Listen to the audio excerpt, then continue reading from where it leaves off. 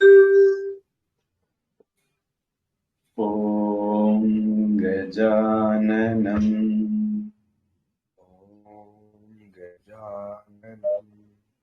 भूतगणादिसेवितम्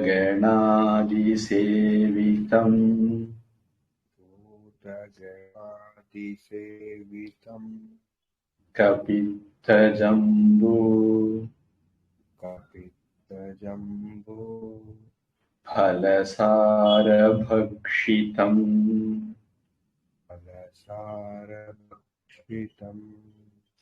उमासुतम्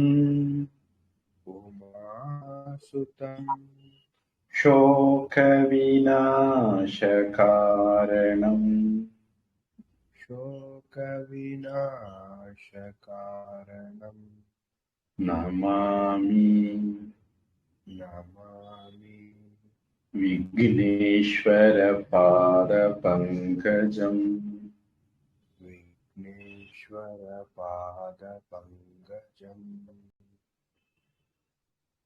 सरस्वती नमस्तुभ्यम्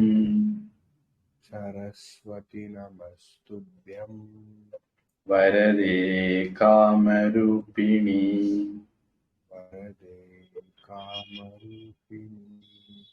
विद्यारम्भं करिष्यामि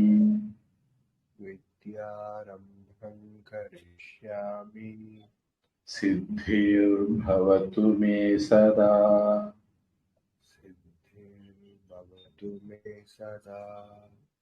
गुरुर्ब्रह्मा गुरुर्विष्णुः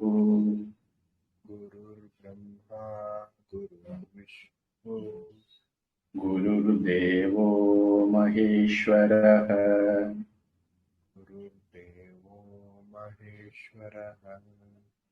गुरुः साक्षात् परं ब्रह्म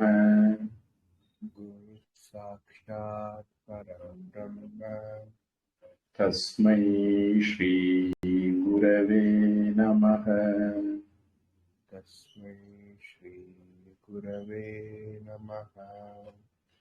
ॐ नमः शुक्रबृहस्पतिभ्यां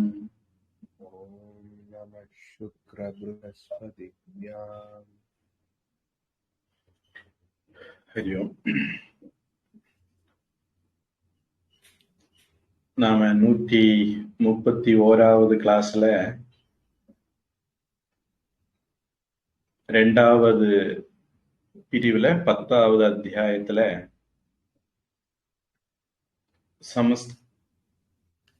ஒரு எழுதும்போது என்னென்ன விஷயங்கள் கவனிக்கணும், கடிதம் அப்படின்னு வச்சுக்கலாம் பொதுவா.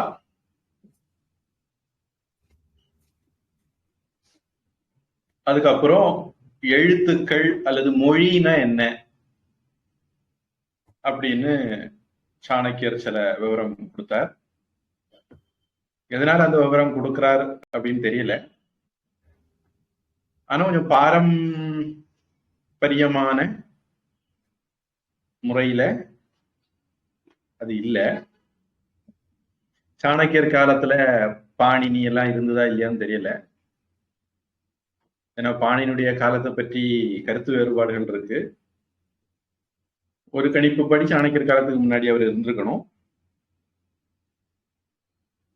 ஒண்ணு மட்டும் தெரியுது, பாடலிபுத்திரம் எல்லாம் கல்வியில தலை சிறந்து இருந்த காலத்துல, அதாவது இன்னைக்கு பீகார் அப்படின்னு சொல்லக்கூடிய இடம் கல்வியில தலை சிறந்து விளங்கின காலத்துல இருந்திருக்கணும். பாணினி இல்லாட்டா கூட அதுக்கு விளக்க உரை எழுதின ஆள் காலத்திலேயாவது, பதஞ்சலி மகரிஷி சொல்லுவாங்க, அவருடைய காலத்திலேயாவது. பொதுவா குப்தர்களுடைய ஆட்சி காலத்துல நாம இன்னைக்கு பெருமை பீத்தி கொள்ளக்கூடிய நிறைய விஷயங்கள் இருந்ததை பார்க்க முடியுது. வராகமிகிரர், பாஸ்கரர், ஆரியபட்டர், இந்த மாதிரிப்பட்ட ஆட்கள் எல்லாமே நீங்க பாத்தீங்கன்னா குப்தர்கள் ஆட்சி காலம். குப்தருடைய ஆட்சி காலம் இந்தியா ஆட்சிகளுடைய பொற்காலம்னு கூட வரலாற்று புத்தகங்கள்ல சொல்றாங்க.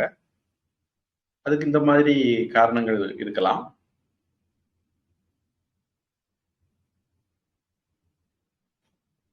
அறுபத்தி 3 எழுத்துக்கள் சேர்ந்தது ஒரு சொல். அந்த சொற்களை 4 விதமா பிரிக்கலாம். தமிழ்ல இயற்சொல், திசை சொல், உரிச்சொல், வடசொல், அந்த மாதிரி பிரிப்பாங்கன்னு நினைக்கிறேன். அவர் பெயர் சொல், வினைச்சொல், ஒட்டுச்சொல், நிலை சொல் அப்படின்னு பிரிச்சிருக்காருன்னு நம்ம எடுத்துக்குவோம். பெயர் சொல்னா என்ன? ஒரு பெயரை கொடுக்கக்கூடியது, குறிக்கக்கூடியது பெயர் சொல். ஒரு வினையை குறிக்கக்கூடியது வினைச்சொல். ஒரு சொல்லுக்கு முன்ன பின்ன ஒட்டக்கூடிய சொற்கள் ஒட்ட சொற்கள்.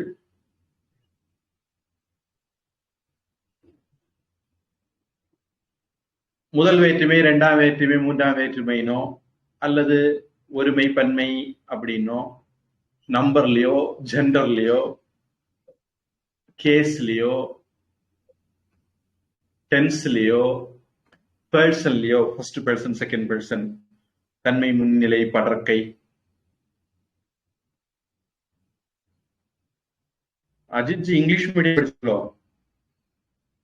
ஆமா சாமி. அப்போ உங்களுக்கு நான் தமிழ்ல சொன்னா கன்ஃபியூஸ் ஆயிடும். கேஸ், நம்பர், ஜெண்டர்,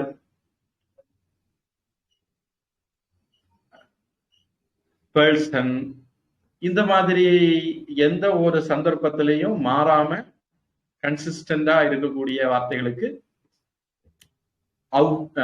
நிபாத்தாக அப்படின்னு பேரு. இப்ப நாம, கியாத அல்லது ஆக்கியாத, உபசர்க, நிபாத்தா அப்படின்ட்டு 4 பிரிச்சிருந்தார். அது வரைக்கும் நம்ம பார்த்திருக்கிறோம். 20வது சென்டென்ஸ். பதசமூக வாக்கியம் அர்த்த பரிசமாப்தௌ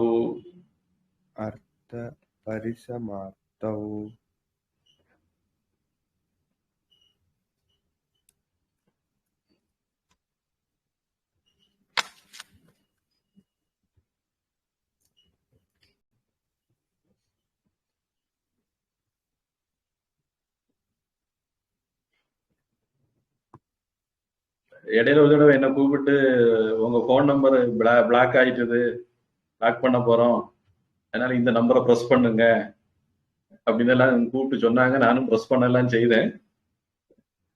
கிட்டத்தட்ட அதுக்கு பிறகு இருந்துதான் இந்த மாதிரி விஷயங்கள் ஓடிட்டு இருக்கு. பிறகு நியூஸ் கேள்விப்பட்டேன், அப்படி ஒரு ஃப்ராடு போயிட்டு இருக்குன்னு கவர்மெண்டே அதை எடுக்காதீங்க அந்த மாதிரி போன்களை அப்படின்னு. போன எடுத்து பேசுற பிறகு தெரியும்.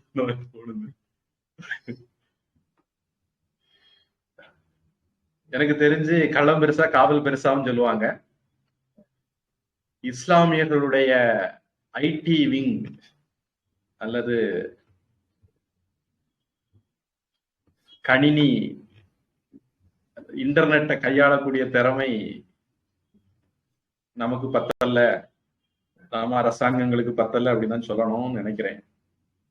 பல சந்தர்ப்பங்கள்ல அது நான் அனுபவிச்சுட்டு இருக்கேன். சரி,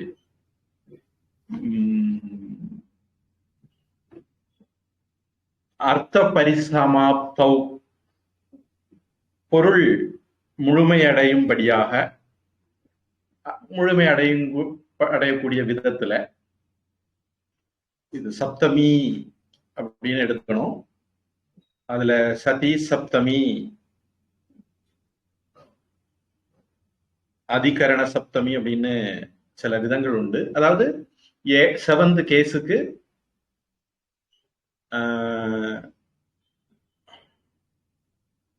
லொகேட்டிவ் கேஸ் அப்படின்னு இங்கிலீஷ்ல சொல்லுவாங்க.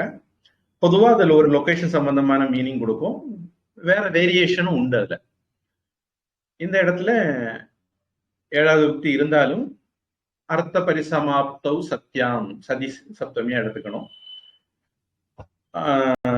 அந்த சமயத்துல பொருள் முழுமையடையும் போது பத சமூக, வார்த்தைகளுடைய தொகுதி, collection of words which gives a complete meaning அப்படின்னு எடுத்துக்கலாம். அதுக்கு வாக்கியம், சென்டென்ஸ், சொற்றொடர் அப்படின்னு பேரு. பொதுவா இங்கிலீஷ்ல காம்பவுண்ட், காம்ப்ளெக்ஸ், சிம்பிள் சென்டென்ஸ்னு உண்டு.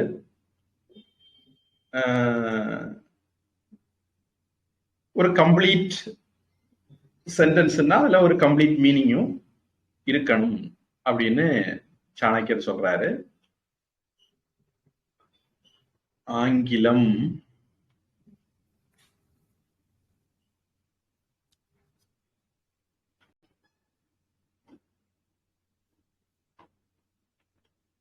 a group of words conveying a complete sense is a sentence. Tamil ஒரு அர்த்தத்தை முழுவதுமாக கூறும் பதங்களின் சேர்க்கை வாக்கியம் எனப்படும்.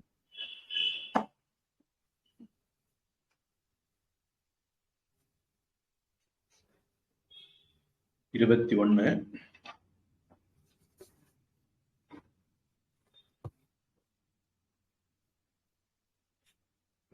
ஏக பத அவரக, ஏக பத அவரக, த்ரிபத பரக, த்ரிபத பரக, பர பத அர்த்த அனுபரோதேன, பர பத அர்த்த அனுபரோதேன,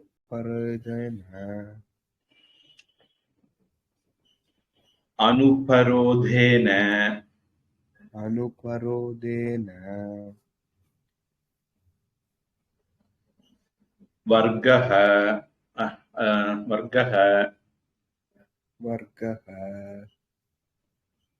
காரியஹ, காரியஹ,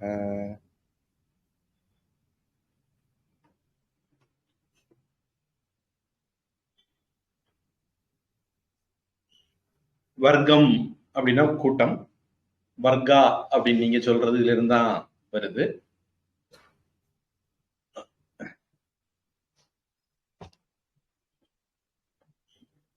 காரியக செய்யப்பட வேண்டும், வர்க்கக காரியக அந்த தொகுப்பு செய்யப்பட வேண்டும். பரபத அர்த்த அனுபரோதேன, அடுத்த பக்கத்துல இருக்கிற சொற்களுடைய பொருளோட பொருந்தி வரும்படியா. ஏகபத அவரக, ஒரு சொல்லை விட அதிகமா இருக்கணும். திரிபத பரக, 3 சொற்களுக்கு ஒரு சொல்லை விட குறைய வேண்டாம், 3 சொல்லை விட அதிகமா இருக்கலாம். அப்படி வாக்கியங்கள் அமைக்கணும்.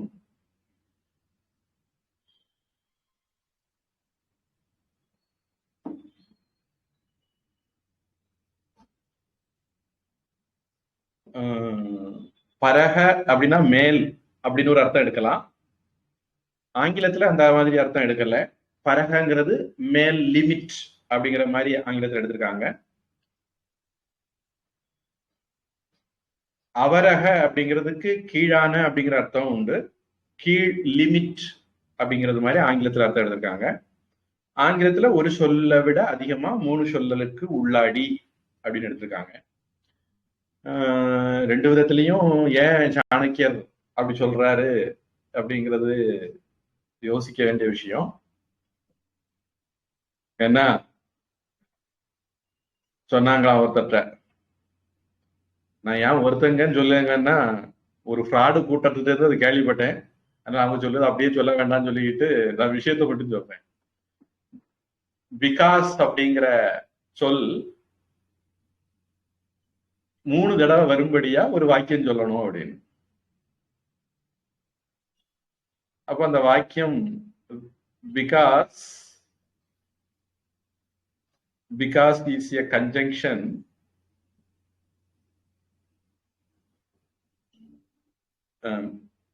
Because will not come 3 times because is a conjunction. அந்த மாதிரி அவர் சொன்னாருன்னு 3 தடவை சொல்லிட்டாருன்னு சொல்லுவாங்க. ஒரு வார்த்தையே 3 தடவை வரலாம் அப்படின்னா பொதுவாக ஒரு வாக்கியம்ங்கிறது எவ்வளவு நீளம் வேணாலும் இருக்கலாம். திருவிக்கா அப்படின்னு ஒரு பெரியவர் உண்டு.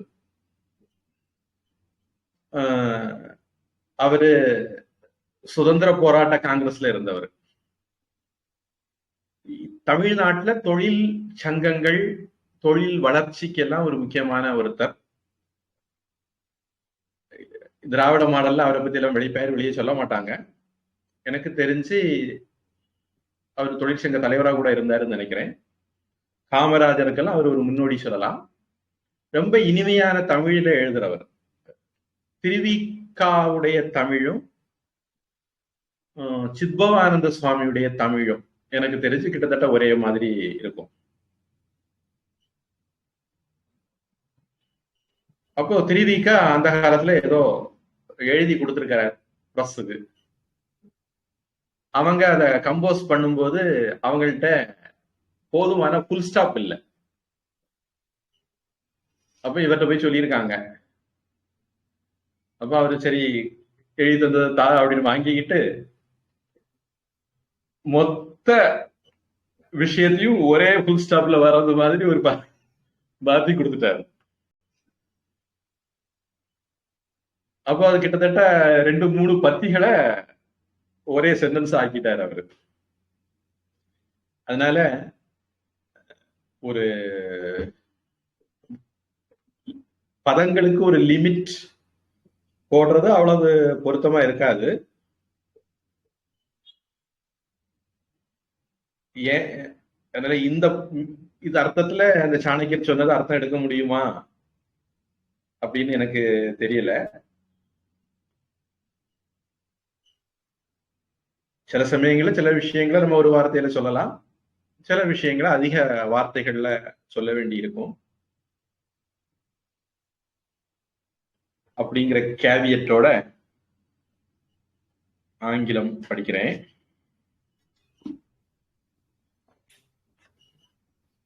Combination of words consisting of not more than 3 words and not less than 1 word shall be so formed as to harmonize with the meaning of immediately following words.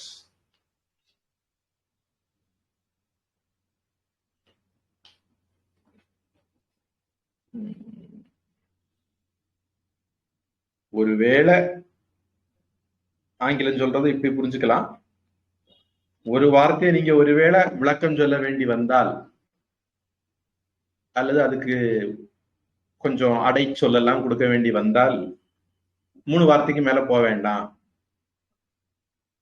ஒரு வார்த்தையோ 2 வார்த்தையோ 3 வார்த்தையோ சொன்னா, உதாரணத்துக்கு ராமன், எந்த ராமன் நினைக்கிறது?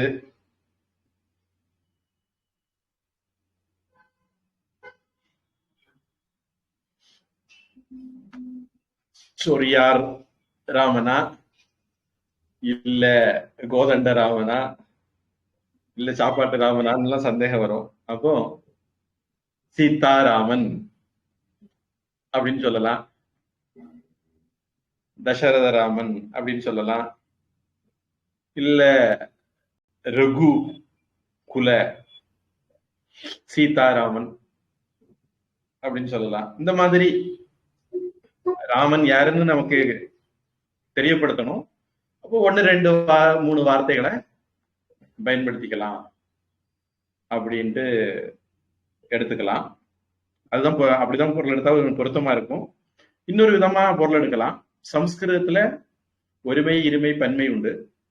3 அப்படிங்கிறது பன்மையை குறிக்கிறதா எடுத்தால்,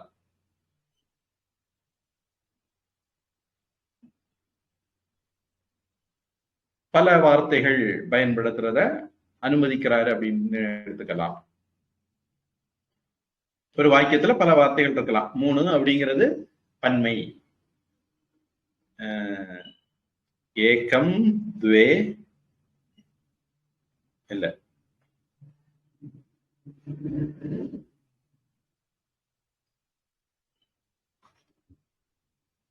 சம்ஸ்கிருத கிராமரே மறந்த மாதிரி இருக்கு. ஏகவச்சனம், துய்வச்சனம், பகுவச்சனம் அப்படிங்கிறது சம்ஸ்கிருதம். 1, 2 பல அப்படிங்கிறது. 3 அதுக்கு மேல வர்றது எல்லாமே பலங்கிற ஒரு வார்த்தையில அடக்கிடுவாங்க. அதனால 3 பலன்னு எடுத்துக்கலாம். கன்னியாகுமரி மாவட்டத்துல 3 திரி, 3 பழம், 3 வெத்தலை, 3 பாக்கு அப்படின்னு சாமிக்கு வைப்பாங்க. பிராகாரத்தை சுற்றி வரும்போது 3 தடவை சுற்றி வருவாங்க. பொதுவா எந்த ஒரு காரியத்திலையும் 3 அப்படிங்கிற எண் வரும். சம்ஸ்கிருத இலக்கணப்படி அது பல தடவை பண்ணதுக்கு சமானம். பல வெற்றிலை, பல பாக்கு, பல பழம், பல பிராகார சுற்று பண்ணதாட்டு சமம். ஆனா தமிழ்நாட்டுல, கன்னியாகுமரி தமிழ்நாட்டுல இல்லையான்னு கேட்காதீங்க, இது நாஞ்சில் நாடு. கொங்கு நாட்டுல 2 வெத்தலை, 2 பாக்கு, 2 பழம், 2 திரி அந்த மாதிரி பழக்கத்தை பாக்குறேன். அவங்க தமிழ் இலக்கணப்படி ஒருமை பன்மை அப்படின்னு போறாங்களா இருக்கும். அதனால அது கவனத்துல வச்சுக்க வேண்டிய ஒரு இது. கண்டிப்பா ஒரு முழு வாக்கியம் 3 வாரத்துக்குள்ள இருக்கணும்னு சாணக்கியர் சொல்லியிருக்க மாட்டார். அதனால அதுக்கு தகுந்தது மாதிரி நாம அர்த்தம் பண்ணிக்கணும். தமிழ் என்ன சொல்லுது சொல்லுங்க. முன்புள்ள பதங்களுடைய அர்த்தத்துக்கு குறைவு வராதபடி ஒரு பதத்திற்கு அருகில் 3 பதங்களுக்கு மிகாமல் இடைவெளி, குறி, புள்ளி முதலானவை இருக்க வேண்டும்.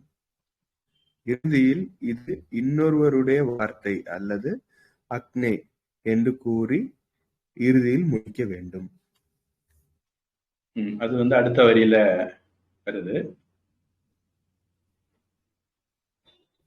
22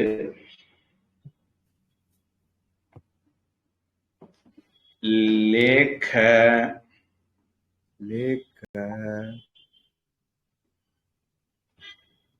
பரிசம்ஹரண அர்த்தः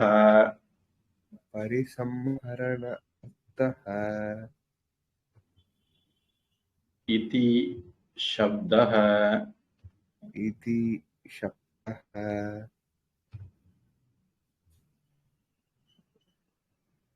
வாச்சிகம் அஸ்ய இதி ச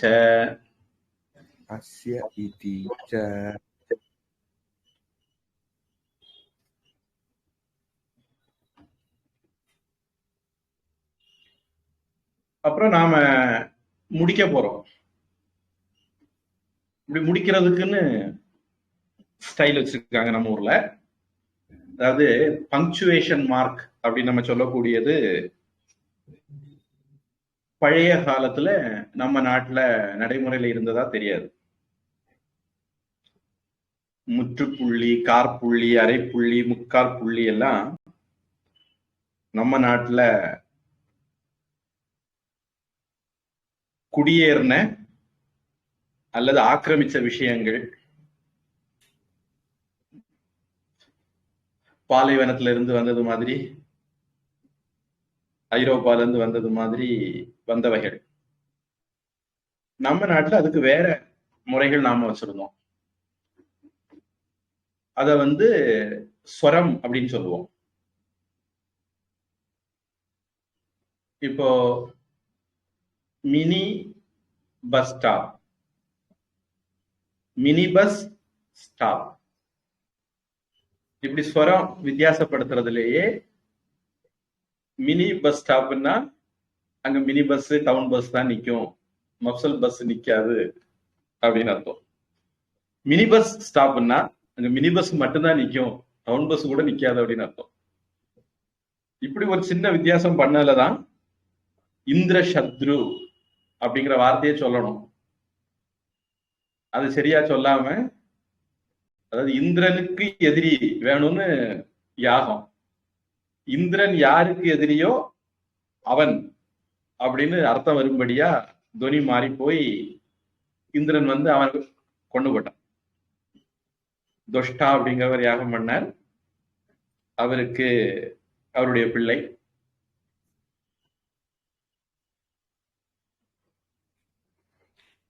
வேதத்துல மந்திரங்கள் எல்லாமே சுரங்கள் படிதான் சொல்லுவாங்க. ஆங்கிலத்துல கூட இது உண்டு. அமெரிக்கா அப்படின்னு சொல்றது ஆக்ஸ்போர்டு, கேம்பிரிட்ஜ் மாதிரி உச்சாரணத்தோடு கூடிய டிக்ஷனரி பாத்தீங்கன்னா, ஒரு ஸ்டாண்டர்ட் டிக்ஷனரினா அப்படித்தான். ஏன்னா இந்திய மொழிகள் மாதிரி எழுதுனதை பார்த்து படிக்க முடியாது. ஆங்கிலத்துல எழுதியிருக்கணும், அதுக்கு பக்கத்துல இதை இப்படி உச்சரிக்கணும்னு டிப்ஸ் கொடுத்துருக்கணும். அந்த டிப்ஸை பார்த்து தான் உச்சரிக்க முடியும். இல்லைன்னா ஏ அப்படிங்கிறத ஏன்னு உச்சரிக்கணுமா, அப்படின்னு உச்சரிக்கணுமா, ஆ அப்படின்னு உச்சரிக்கணுமா அப்படிங்கிற குழப்பம்லாம் வரும். கட்டு புட்டு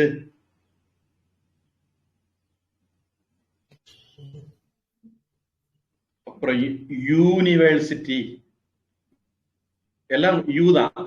ஆனா ஒரு இடத்துல ஒரு மாதிரி உச்சரிக்கணும்.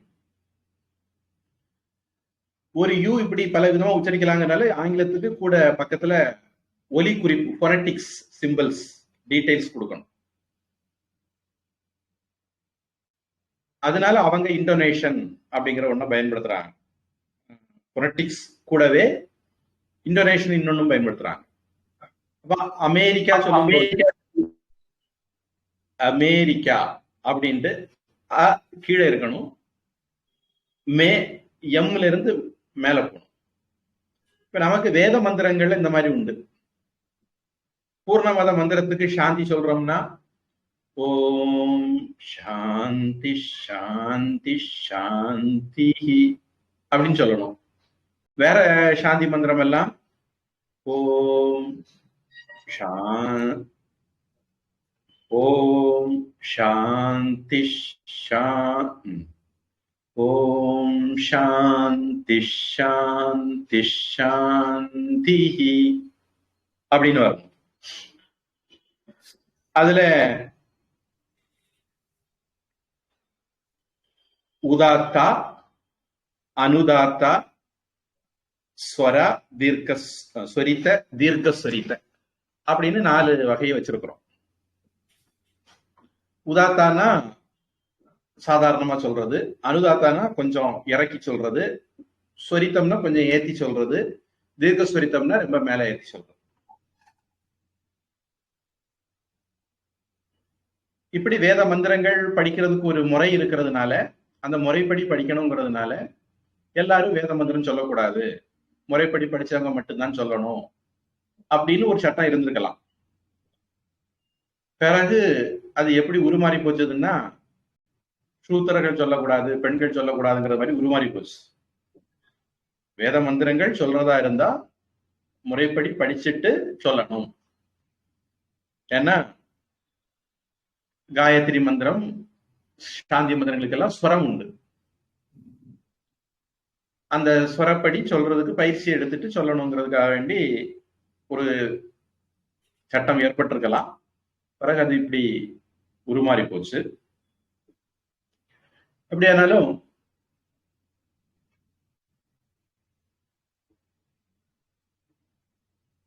வேத மந்திரங்கள் படிக்கிறதுக்கு மட்டுமல்ல, அது ஓதுதல், சாண்டிங், ரிசைட்டிங் அப்படின்னு சொல்லுவாங்க.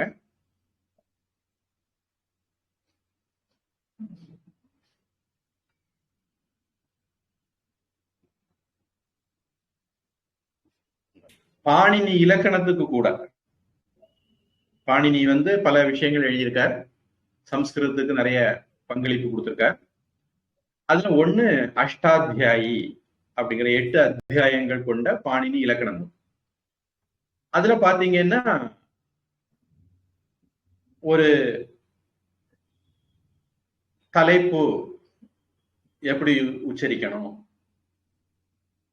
அப்புறம் குட்டி தலைப்பா இருந்தா எப்படி உச்சரிக்கணும், முடிகிறதா இருந்தா எப்படி உச்சரிக்கணும், இந்த மாதிரி அதுக்கு ஒரு ஸ்வர உண்டு. இன்னைக்கு அது தெரிஞ்சவங்க இருக்காங்களா அப்படின்னு தெரியாது. இன்னைக்கு நாம அதை என்ன பண்ணிடுறோம் அப்படின்னா, பிரிண்டிங் பண்ணும்போது போல்டு லெட்டர் அல்லது அணுவிருத்தினா சைடுல இந்த அணுவிருத்தி இத்தனை நம்பர் வரைக்கும் போகும் அப்படின்னு எல்லாம் மாடர்ன் டெக்னிக்கை பயன்படுத்தி அதை டிஃபைன் பண்ண முயற்சி பண்ணிட்டு இருக்கிறோம். அந்த காலத்துல இத சொல்ற விதத்திலேயே வெளிப்படுத்தி இருக்காங்க. பொதுவா வேத உபனிஷதானாலும் சரி அல்லது பிரம்மசூத்திரம் மாதிரி நூல்களானாலும் சரி, பிரம்மசூத்திரம் அனாவிருத்தி சப்தாத் அனாவிருத்தி சப்தாத் அப்படி 2 இடம் சொல்லிட்டீங்கன்னா புக்கு முடிஞ்சு போச்சு அப்படின்னு முடிவு பண்ணிடலாம்.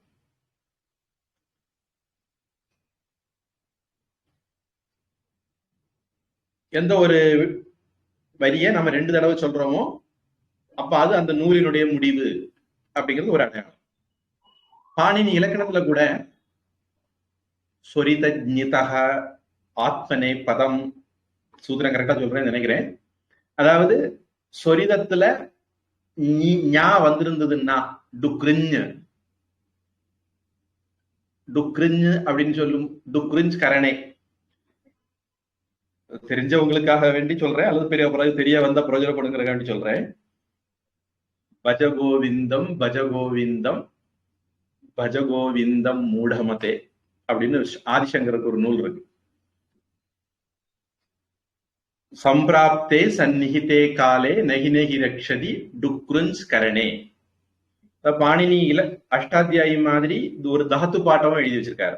அந்த தாத்து பாட்டத்திலையும் எப்படி உச்சரிக்கணும்னு ஒரு சட்டத்திட்டங்கள் உண்டு. சொரிதம் எங்க சொல்லணும், அனுதாத்தம் எங்க சொல்லணும் அப்படின்னு. அதுல சொரித்த நிதக ஆத்மனே பதம், எங்க சொரித்த ஞா இருக்கோ அதெல்லாம் ஆத்மனே பதமா எடுத்துக்கிடணும். துக்ருஞ் கரணே. அனுதாத்த நிதக அப்படின்னு ஒரு சூத்திரம் சொல்லி அதுக்கு இன்னொன்று அனுதாத்த நிதக அப்படின்னா அப்படின்னு இறக்கி சொல்ற ஞகாரம்.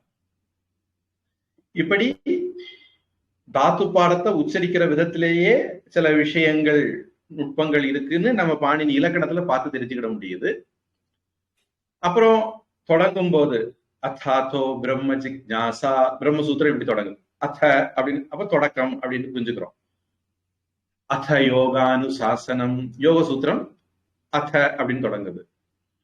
அத்தாத்தோ தர்ம ஜிக்ஞாசா, பூர்வ மீமாம்சா அத அப்படின்னு தொடங்குது. பொதுவா நம்ம பகவத்கீதை எல்லாம் படிக்கும்போது ஓம் ஸ்ரீ கிருஷ்ணாய பரமாத்மனே நமக ஓம் அப்படின்னு சொல்றோம். பொதுவா மந்திரங்கள் சொல்லும் போது ஓம் சொல்லுவோம். பல இடங்களில் நம்ம ஓம் பயன்படுத்துறோம். ஓங்காரச்சார்த்த சப்தஸ்ச துவாவேதௌ பிரம்மணः புரா கண்டம் வித்வா விநிர்யாதௌ தஸ்மான் மாங்கலிகா உபௌ. பிரம்மாவுடைய வாயிலிருந்து முதல்ல வந்த 2 சப்தங்கள் ஓம் அத அப்படிங்கிறது. அதனால அதை சொல்லி தொடங்கினா பகவான் நினைச்சிட்டு தொடங்கினது மாதிரி அப்படின்னு ஒரு ஸ்லோகம். பொதுவா நம்ம ஓம் சொல்லி தொடங்கக்கூடும் அல்லது அத்த சொல்லி தொடங்கக்கூடும். அது இதை தொடங்குறோங்கிற அடையாளத்தை குறிக்குது. 2 தடவை சொன்னா முடிக்கிறோங்கிற அடையாளத்தை குறிக்குது. இனி பகவத்கீதையில அத பிரதமோ அத்தியாய, அத்தியாயம் தொடங்கும் போது அத அப்படின்னு சொல்லுவோம். அத்தியாயம் முடியும் போது இதி ஸ்ரீமத் பகவத்கீதாசு உபனிஷத்சு பிரம்ம வித்யாயாம் யோக சாஸ்திரே ஸ்ரீ கிருஷ்ணார்ஜுன சம்வாதே அர்ஜுன விஷாத யோகோ நாம பிரதமோ அத்தியாய இதி அப்படின்னு சொல்லி முடிக்க போறோம் அப்படிங்கிறத காட்டுறோம். இப்படி பல விதமான நுட்பங்கள் நம்ம சம்பிரதாயத்துல இருந்திருக்கு. இதெல்லாம் அதையும் குறையுமா சொல்ற அளவுக்கு தான் எனக்கு அறிவு இருக்கு. இனி அடுத்த தலைமுறையில இதுக்கும் ஆள் இருக்காதுன்னு நம்பலாம். நாம அந்த இந்துக்கள் அந்த அளவுக்கு ஜந்துக்களா இருக்கிறோம். தலைமுறை தலைமுறை தலைமுறையா நாம நிறைய விஷயங்களை இழந்துகிட்டே வர்றோம். இன்னமும் இழந்துகிட்டே இருக்கிறோம். யாருக்கும் இங்கே வெக்கம் இல்லைம்பாங்க, யாருக்கும் இங்க சூடு சொரணை இல்லை, இது நம்முடைய சம்பிரதாயம், நம்ம படிக்கணும், நம்முடைய குழந்தைகளை படிக்க வைக்கணும், நம்ம பிள்ளை டாக்டர் ஆகிறது, இன்ஜினியர் ஆகிறதெல்லாம் அடுத்த ஜென்மத்துல பாத்துக்கிடலாம். இந்த ஜென்மத்துல நம்முடைய சாஸ்திரங்களை படிக்கட்டு, நம்முடைய பாரம்பரியத்தை காப்பாத்தட்டு அப்படின்னு எல்லாம் நினைக்கிற சமுதாயமா துரதிருஷ்டவசமா இந்து சமுதாயம் இல்ல. ஆனானப்பட்ட பிராமணர்களே நாம் அவங்களுக்கு கொடுக்குற மரியாதையினால இந்த பக்கம் தலை வச்சு படுக்கிறது இல்ல. அவங்க மைக்ரோசாஃப்ட்லயும் கூகுள்லயும் போய் உட்கார்ந்து இருக்காங்க. சமுதாயம் மரியாதை கொடுக்கும் போதுதான் அந்த விஷயத்தை தேடி நிறைய பேர் வருவாங்க. இப்ப ஏதோ கொஞ்சம் நான் சொல்றது இருக்குன்னா இதெல்லாம் மொட்டைகளாலதான் சாத்தியமாச்சு. அதாவது மொட்டைகள்னா சன்னியாசிகளாலதான் சாத்தியமாச்சு. சன்னியாசிகள் தான் அதிகமான விஷயங்களை காப்பாத்தி வச்சிருக்காங்க. இந்து மதம் அப்படின்னு சொல்லும் போது நிறைய விஷயங்கள் சன்னியாச பரம்பரையில என்னென்ன இருக்குதோ அதெல்லாம் தான் இன்னைக்கு இருக்குது. இல்லற பரம்பரையில இருந்த வேதங்கள் எல்லாம் சாக்கைகள் எல்லாம் அழிஞ்சு போச்சு. உபனிஷத்துகள் மட்டும் கொஞ்சம் பாக்கி இருக்கு. அதுக்கு விளக்கங்கள், டீக்கா, டிப்பணி, நோட்ஸ், இப்படிப்பட்ட விஷயங்கள் எல்லாம் தான் பாக்கி இருக்கு. நிறைய விஷயங்கள் காணாம போயிட்டது. இப்போ இதெல்லாம் ஒரு டிப் ஆஃப் த ஐஸ்பர்க். நம்முடைய பெரிய பாரம்பரியத்துல எனக்கு தெரிஞ்ச சில விஷயங்களை தான் நான் சொல்றேன். இவ்வளவுதான் இருந்ததுன்னு இல்லை, இது ஒரு துளி அப்படின்னு புரிஞ்சுக்கணும். நம்ம இந்த புத்தகத்திலேயே கூட நீங்க கவனிச்சீங்கன்னா ஒவ்வொரு அத்தியாய முடிவிலையும் இதின்னு சம்ஸ்கிருதத்துல எழுதியிருப்பாங்க. அது சில இடங்கள்ல பிராக்கெட்ல போட்டிருந்தாங்கன்னு நினைக்கிறேன். அது எதனால அப்படி போட்டாங்கன்னு தெரியல.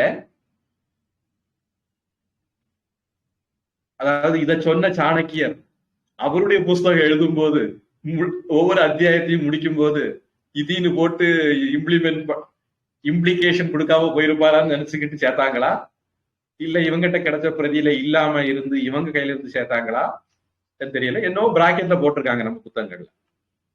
அல்லது அந்த பிராக்கெட்ல போட்டதுக்கு அர்த்தம் இது முடிகிறத குறிக்கிறதுக்கான வார்த்தை, மற்றபடி அதுக்குன்னு ஸ்பெஷல் அர்த்தம் கிடையாது அப்படிங்கிற அர்த்தத்துல கூட அதை குறிக்கிறதுக்காக வேண்டியும் பிராக்கெட்ல போட்டிருக்கலாம். நமக்கு பாத்தீங்கன்னா இதுல ஒவ்வொரு அத்தியாயம் முடியும் போது இதி அப்படிங்கிற வார்த்தையோட தான் முடியுது. பிராக்கெட்ல போட்டிருக்காங்களா பிராக்கெட் போடாம போட்டிருக்காங்களா மட்டும் வித்தியாசமே தவிர பிராக்கெட்ல போடணும்னு இல்லை. அவங்க இதை குறிக்கிறதுக்காண்டி அப்படி ஒரு மாடர்ன் டெக்னிக் பயன்படுத்தியிருக்காங்களா என்னமோ தெரியல. இப்ப இந்த 22வது சென்டென்ஸ் தான் சொல்லுது, நாம எழுதக்கூடிய கடிதம், லேக கடிதம், பரிசம்ஹரண அர்த்தக, அல்ல அர்த்தக விசர்க்கம் உண்டு, அடுத்தது ஈ வந்ததுனால அது மறைஞ்சிட்டது. அது முடியுது அப்படின்னு குறிக்கிறதுக்காக வேண்டி இந்த அர்த்தகங்கிறது பொருளுங்கிற அர்த்தத்திலையும் பயன்படுத்தலாம், அதற்காக அப்படிங்கிற அர்த்தத்திலையும் பயன்படுத்தலாம், போர்த்து கேஸ்லயும் பயன்படுத்தலாம். இந்த சம்ஸ்கிருத பாரதிக்காரங்க நிறைய கிருத்திரிமம் பண்ணுவாங்க. இந்த டூவல் துவிவச்சனம் பயன்படுத்த மாட்டாங்க அதிகம். ஏன்னா படிக்கிறவங்க திணறக்கூடாது அப்படிங்கறதுக்காண்டி துவிவச்சனத்தை நைஸா கட் பண்ணி விட்டுருவாங்க. அப்புறம் கேஸ் படிக்கணும், அது சம்ஸ்கிருதத்துல பெரிய வாய்ப்பாடு. ராம ராமு ராம ராமு ராமு ராமன் ராமாயண ராமாபியோ ராமகி இப்படின்னு பெரிய ஒவ்வொரு வார்த்தைக்கும் இப்படி நீங்க படிக்கணும், 27 சப்தம் படிக்கணும். இந்த ஒவ்வொருத்தரத்தை குறைக்கிறதுக்காண்டி என்ன பண்ணிடுவாங்க, 4வது விபக்தி சொல்லணுமா அர்த்தம்னு போடு அப்படின்ட்டுருவாங்க, 5வது சொல்லணுமா போடு அப்படின்ட்டுருவாங்க, ராமாத்துன்னு சொல்லணும் ராமதகன்னு சொல்லு முடிஞ்சு போச்சு, ராமாயன்னு சொல்லணும் அது இலக்கணம், ராமார்த்தம் அப்படின்னு சொல்லி முடிஞ்சு போச்சு. இப்படி சில குறுக்கு வழிகளை அவங்க கையில வச்சிருக்காங்க. அது மொழியில அனுமதிக்கப்பட்டதுதான், ஆனா அதை அவங்க என்ன ஜெனரலைஸ் பண்ணிட்டு இருக்காங்க. நம்ம ஊர்ல ஒரு கூமுட்டை தமிழ் எழுத்துக்களை சீர்திருத்தம் கொண்டு வந்தாங்கன்னு கூட ஏமாத்திட்டு இருக்காங்க. அதெல்லாம் கல்வெட்டுகள்ல இருக்கிற எழுத்துக்கள் தான். ஊரை ஏமாத்துறதுக்காண்டி இவர் தான் கொண்டு வந்தாருன்னு நம்ம காதுல பூ சுத்திட்டு இருக்காங்க. யுனெஸ்கோல அவார்டு வாங்கினாருன்னு காதுல பூ சுத்துற மாதிரி. எப்படி சொல்ல வரேன், பல விதமான எழுத்து முறைகள் அல்லது மொழி இலக்கணங்கள் இருக்கும். அது மாதிரி பாஸ்டன்ஸ் போடணும்னா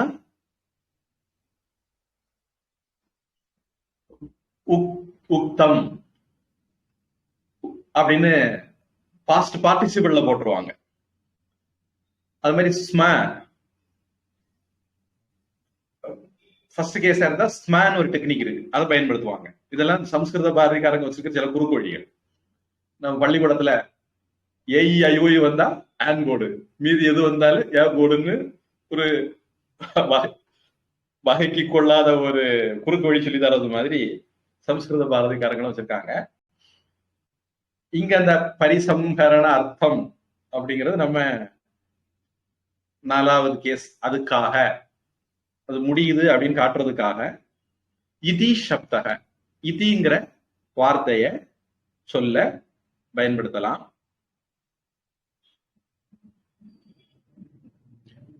இதி சப்தக வாச்சிக்கம், இதி சப்தத்தை எழுதலாம். அஸ்ய இதிச்ச, சில இடங்கள் அது ஒத்து போகலைன்னா அஸ்ய இதி, அவருடைய, இதுங்கிறது என்று, என்றவாறு. நீங்க பழைய காலத்துல இல்ல, இன்னைக்கு கிடைக்கக்கூடிய பழைய காலத்து நூல்கள்ல இப்ப திருக்குறள் மாதிரிப்பட்ட நூல்களுக்கு பரிமேலழகர் மாதிரிப்பட்டவங்க பொருள் எழுதியிருப்பாங்க. அதுக்குள்ள இன்னைக்குள்ள பிரிண்டிங் பார்த்தா புரியாதுன்னு நினைக்கிறேன். ஒரு 10-50 வருஷத்துக்கு முன்னாடி உள்ள நூல்கள் கிடைக்குமா இருந்தா அதுல பாத்தீங்கன்னா என்றவாறு, என் முதலிச்சோ எனின், இந்த மாதிரி சில வார்த்தைகளை பயன்படுத்துவாங்க. சங்கரர் பாஷ்யத்துல நனு அப்படின்னு பயன்படுத்துவாரு. நனுன்னா கொஸ்டின் கேட்க போறாங்க அப்படிங்கிறது ஒரு அடையாளம். இந்த மாதிரி நிறைய இது பயன்படுத்தியிருந்தாங்க. இங்கேயும் இதி அல்லது அஸ்ய இதி இப்படிங்கிற வார்த்தைகளை பயன்படுத்தி முடிக்கலாம் அப்படின்னு சாணக்கியர் சொல்றாரு.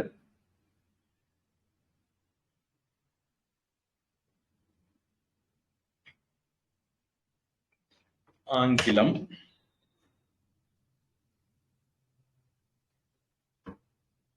the word இதி, இதுல ஒரு சுவாரஸ்யம், இது எந்த அளவுக்கு கொடுமையா போச்சுதுன்னா, குஜராத்ல இருந்து ஒரு பிரம்மச்சாரிணி, அவங்களுக்கு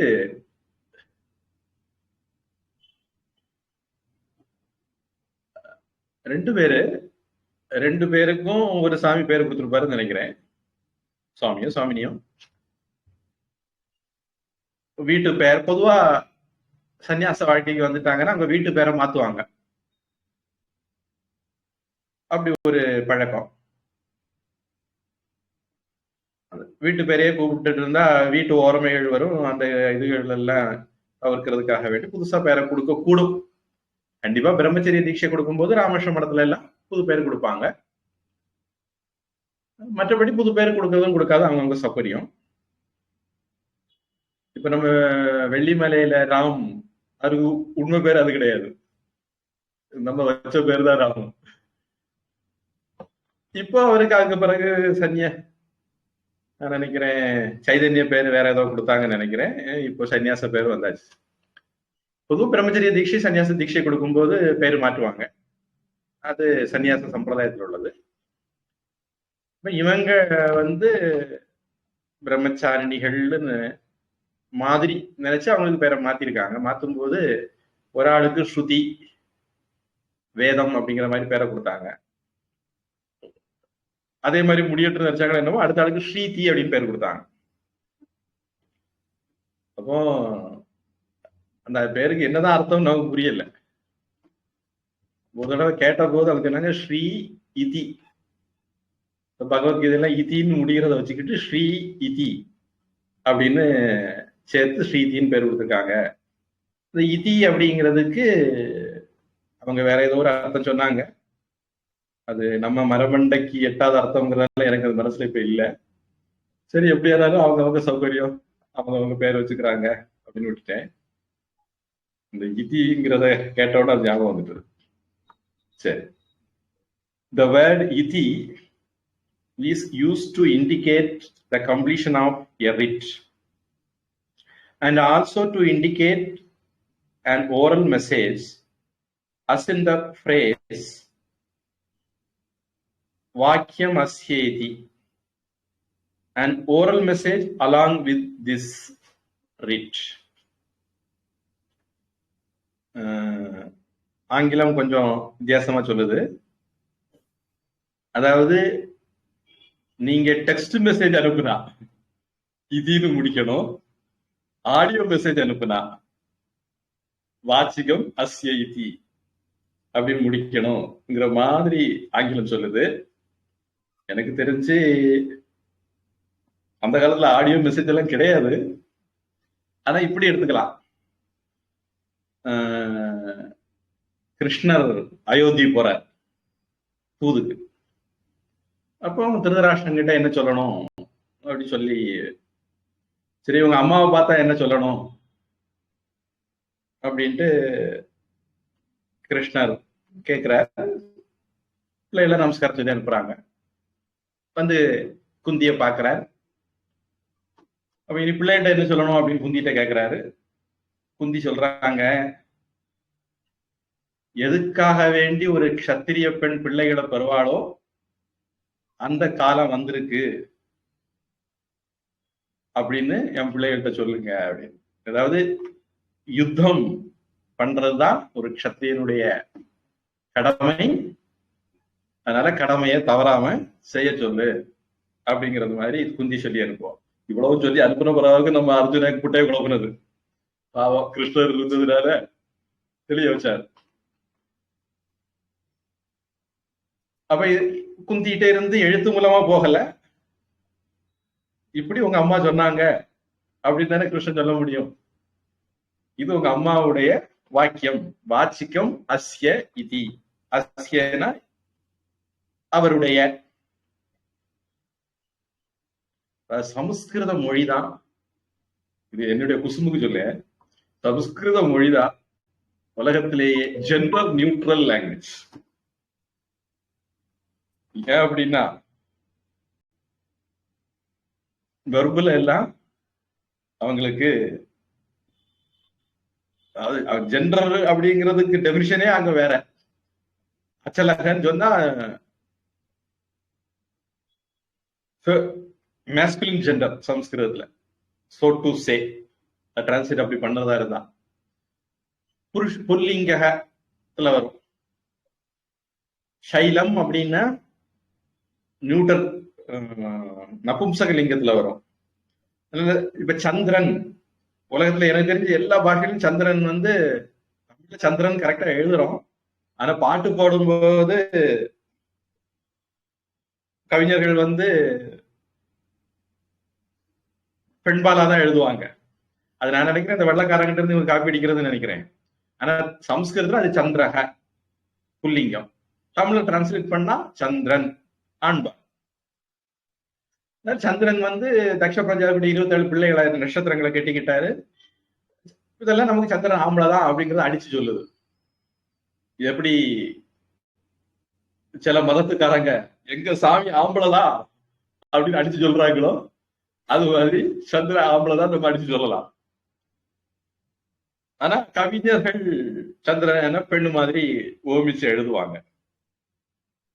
எனக்கு தெரிஞ்சு ஆங்கிலத்துல ஷீ அப்படிதான் பயன்படுத்துவாங்க நினைக்கிறேன். ஹீன்னு பயன்படுத்துறது, சூரியனுக்கு ஹீன்னு பயன்படுத்துவாங்க. அது மாதிரி இப்ப அஸ்யன் இருக்கு. நான் அதை வந்து ஒரு நியூட்ரல், ஜெண்டர் நியூட்ரல் வார்த்தையை மாத்தி போட்டாலும் அர்த்தம் குழம்பிடும். நியூட்ரல் ஜெண்டர் அர்த்தம் மாறிடும். ஜெண்டர் நியூட்ரல் வார்த்தையா பயன்படுத்த வேண்டி அவருடைய அப்படின்னு சொன்னேன்.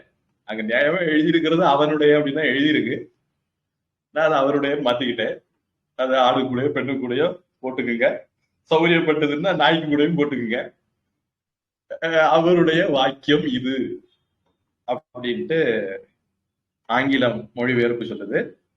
அதாவது சில விஷயங்களை எழுத்து மூலமாக அனுப்பக்கூடும், சில விஷயங்களை வாய்மொழியாகவும் அனுப்பக்கூடும். இது நம்ம ஆடியோ மெசேஜ் எடுத்துக்க வேண்டியது இல்லை, வாய்மொழியாக சொல்லி அனுப்பக்கூடிய செய்திகள். அதை சொல்லும் போது இவ்வாறு சொன்னார்கள், இது அவருடைய வாக்கியம், அந்த மாதிரி சொல்லி முடிக்கணும் அப்படின்ட்டு சாணக்கியர் சொல்றாரு. தமிழ்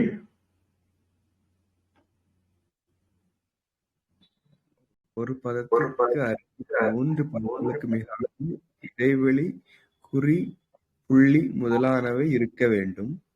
இறுதியில் இது இன்னாருடைய வார்த்தை அல்லது அக்ஞை என்று கூறி இறுதியில் முடிக்க வேண்டும். தமிழ் இன்னொரு தடவை படிங்க.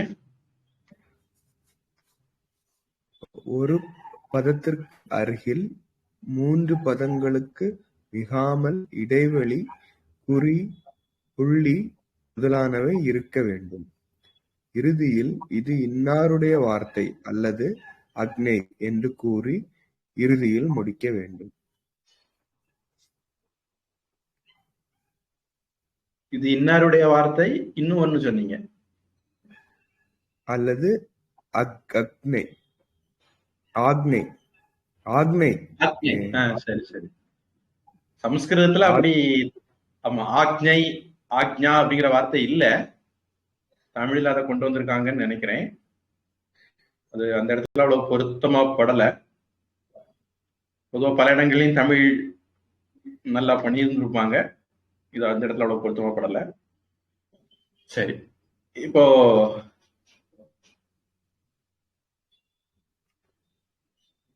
நம்மளும் இந்த இடத்துல நிறுத்திக்கிறான்னு நினைக்கிறேன் இன்னைக்கு உள்ள வகுப்பை. அடுத்தது ஒரு டாபிக் தொடங்குது, அது ஒரு பெரிய டாபிக். அதை வேணா ஒரே டாபிக் அடுத்த வகுப்புல வேணா பார்த்துடலாம். அதாவது நான் முன்னாடி ஒரு கிளாஸ்ல கூட சொன்னேன், எழுதுறது அப்படிங்கிறது, கடிதம் அப்படிங்கிறதுல பல விதம் இருக்கலாம். அது ஆணைய மட்டும்தான் சொல்லணும் அப்படின்னு கட்டாயம் கிடையாது. அது சமாதான கடிதமா இருக்கலாம், அல்லது தகவல் தெரிவிக்கிற கடிதமா இருக்கலாம், அழைப்பு கடிதமா இருக்கலாம். நான் பதவி ஏற்க போறேன், வாங்க, 3வது தடவையா பதவி ஏற்கிறேன் அப்படின்னு கூட இருக்கலாம். இல்ல எங்க எல்லைக்குள்ள வராத, எங்க ஊர் பேரெல்லாம் நீ மாத்தாத, நானும் பதிலுக்கு உங்க ஊர் பேரை மாத்துவேன் அப்படின்னு மிரட்டல் விடுற கடிதமா இருக்கலாம். இப்படி கடிதங்கள்ல பல வகை இருக்கலாம். அதனால நாம இதுல தொடக்கத்துல இருந்து அந்த டிரான்ஸ்லேஷன் பண்ணும்போது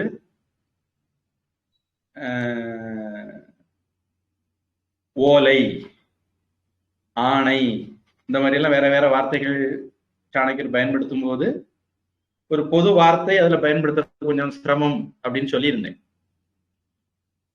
இப்படி எத்தனை விதத்துல எழுதப்படலாம் கடிதங்கள் அப்படிங்கிறத தான் அடுத்த விஷயம் சொல்ல போகுது. அது எத்தனை விதம்னு சொல்லி எப்படி எப்படி எழுதுனா எந்த விதம் அப்படிங்கிற விளக்கத்தையும் சாணக்கியர் கொடுக்க போறார். நம்ம அதை அடுத்த வகுப்புல பார்க்கலாம். ஏதாவது கேள்வி இருந்தா சொல்லுங்க.